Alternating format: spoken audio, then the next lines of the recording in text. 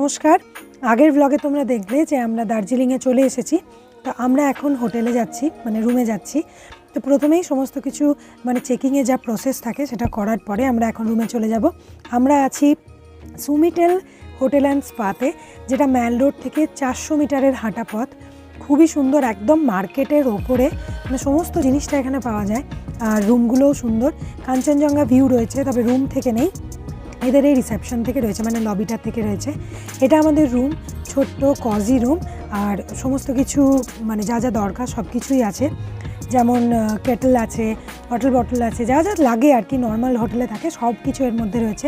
একটা বড় glass window রয়েছে, দুটো বেড রয়েছে মানে 3 জনের জন্য। আর সাথে বাথরুমটাও কিন্তু খুব সুন্দর, বেসিন রয়েছে, নর্মাল কোমোড, চান করার আলাদা সেপারেট জায়গা, সব কিছু মিলে হোটেলটা বেশ সুন্দর। আমাদের বেশ ভালো লেগেছে। হোটেলে যদি অ্যাড্রেস লাগে বলো, দিয়ে দেবো।